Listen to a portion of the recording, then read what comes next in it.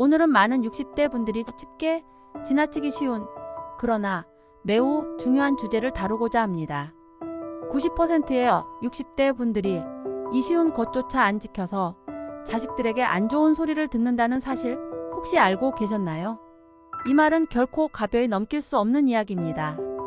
지금 이 영상을 클릭하신 여러분은 아마도 자식들과의 관계를 더욱 돈독히 하고 싶으시거나 이미 겪고 있는 문제를 해결하고 싶으셔서 그러셨을 겁니다.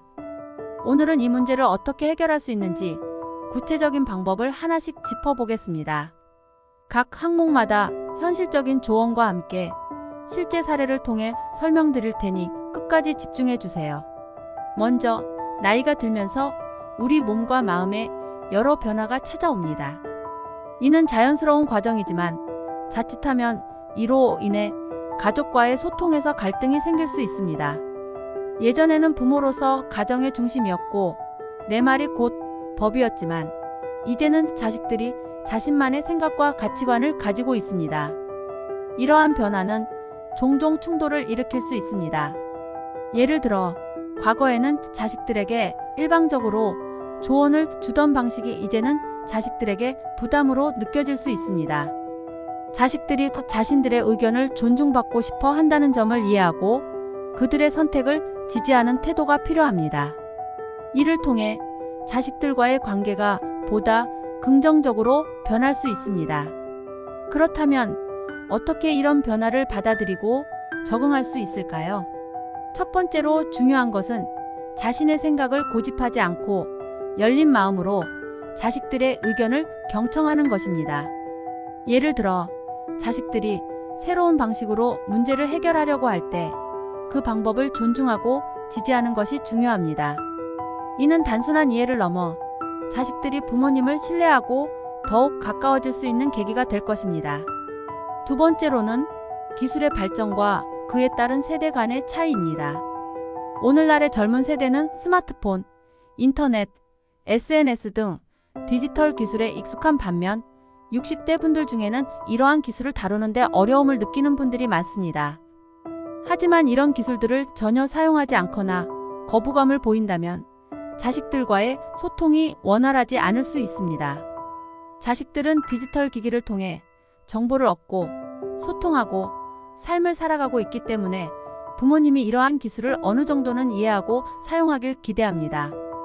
물론 새로운 기술을 배우는 것이 쉽지는 않겠지만 자식들과의 원활한 소통을 위해서라도 기본적인 사용법을 익혀두는 것이 좋습니다.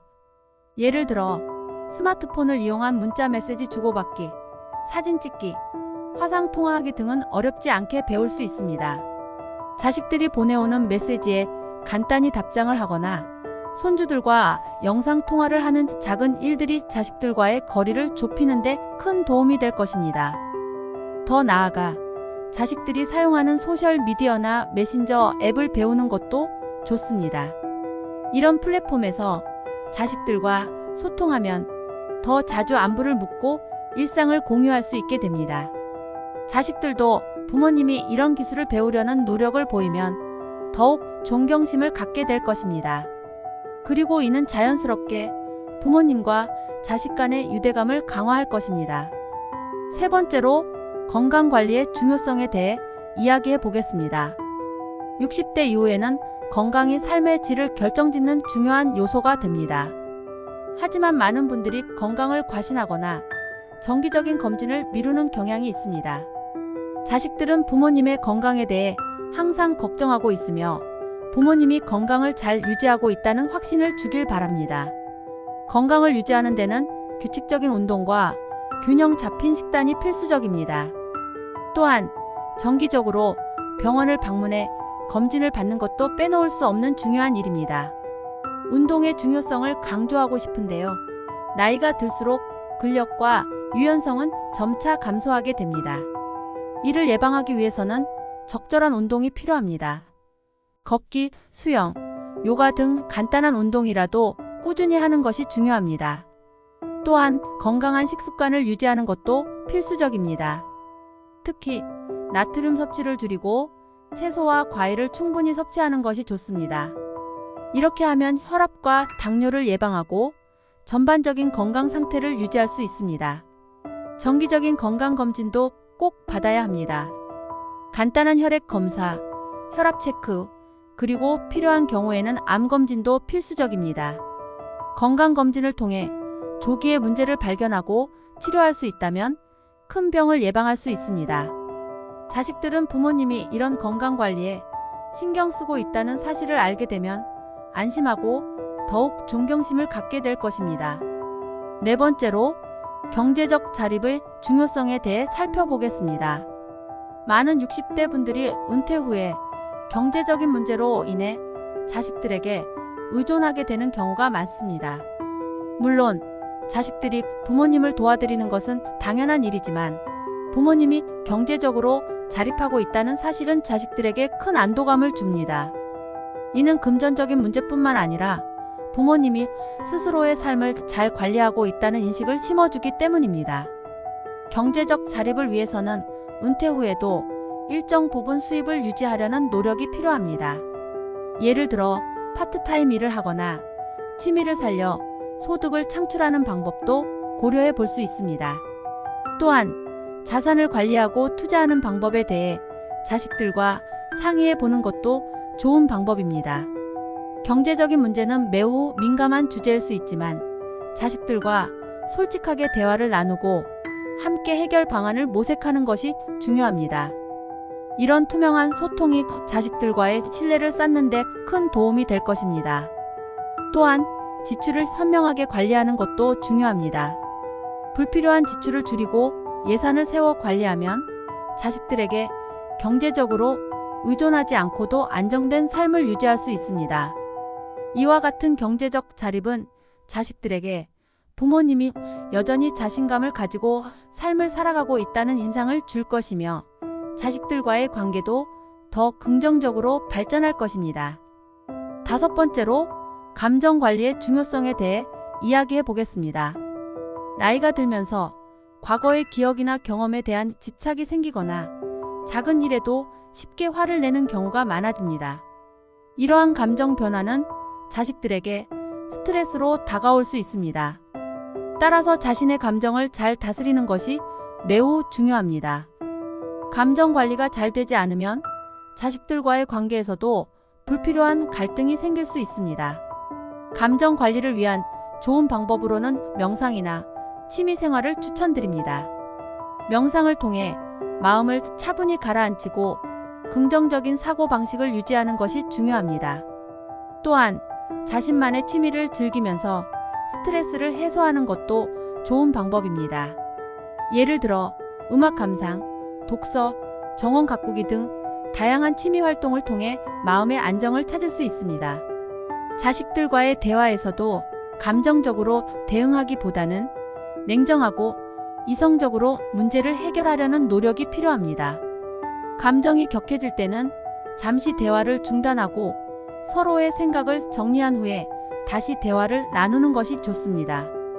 이렇게 하면 자식들도 부모님의 성숙한 태도에 감동하게 될 것이며 관계가 더 돈독해질 것입니다.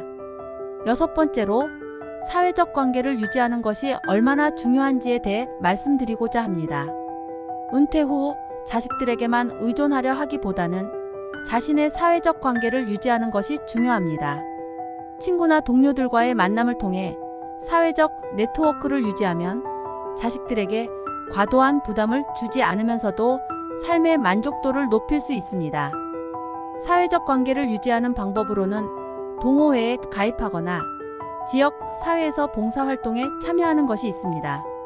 이러한 활동을 통해 새로운 사람들을 만나고 다양한 경험을 쌓을 수 있습니다. 이는 자식들과의 대화 주제를 풍부하게 하고 자식들이 부모님을 더 흥미롭게 느끼게 할 수 있습니다. 또한 사회적 활동을 통해 자신의 삶에 활력을 불어넣을 수 있습니다. 새로운 사람들과의 만남을 통해 얻은 다양한 시각과 경험은 자식들과의 대화에서도 긍정적인 영향을 미칠 것입니다. 자식들은 부모님이 이런 활동을 통해 여전히 적극적이고 활기찬 삶을 살고 있다는 사실의 안도감을 느낄 것입니다. 일곱 번째로 자식들의 삶을 존중하는 것이 중요합니다. 자식들이 부모님의 인생에 지나치게 간섭하지 않기를 바라는 것처럼 부모님 역시 자식들의 삶에 너무 깊이 간섭하지 않는 것이 중요합니다. 자식들이 스스로의 선택에 따라 삶을 꾸려나갈 수 있도록 지지해주는 것이 필요합니다. 때로는 자식들의 결정을 받아들이기 어려울 수 있지만 그들의 선택을 존중하고 지지하는 것이 자식들과의 관계를 더욱 돈독하게 만듭니다. 부모님이 자식들의 삶에 대해 과도하게 간섭하게 되면 자식들은 부담을 느끼고 거리를 둘 수 있습니다. 따라서 자식들의 선택을 존중하고 그들이 스스로의 인생을 살아갈 수 있도록 격려하는 것이 중요합니다.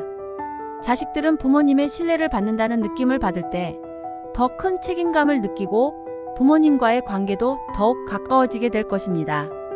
또한 자식들이 부모님의 조언을 필요로 할 때를 기다리는 것이 좋습니다.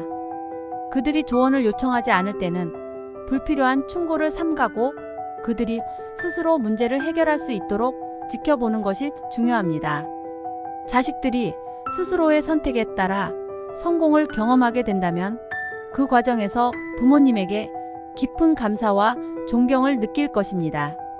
마지막으로 60대 이후에도 배움을 멈추지 않는 자세가 중요합니다. 새로운 것을 배우려는 열정은 자식들에게 큰 귀감이 됩니다. 배움에는 나이가 없다는 말처럼 언제든지 새로운 것을 배우고자 하는 마음가짐을 가지는 것이 중요합니다. 책을 읽거나 새로운 취미를 시작하거나 온라인 강의를 수강하는 등 배움의 기회를 지속적으로 추구하는 것이 좋습니다. 예를 들어 새로운 언어를 배우거나 그림을 그리는 취미를 시작해 보는 것도 좋습니다. 이러한 배움의 과정은 두뇌를 자극하고 삶의 활력을 불어넣어 줄 것입니다. 또한 자식들은 부모님의 이러한 모습을 보며 더욱 존경심을 갖게 될 것입니다.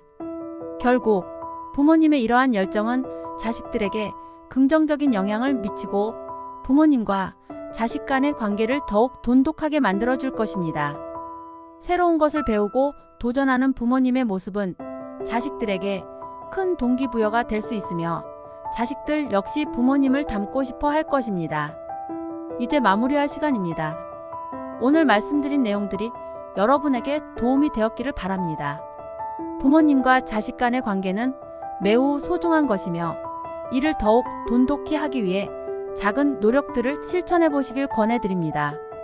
이 영상을 통해 여러분이 자식들과 더 좋은 관계를 맺고 행복한 가정을 꾸려나가시길 진심으로 응원합니다. 영상이 유익하셨다면 구독과 좋아요로 응원해 주세요. 감사합니다.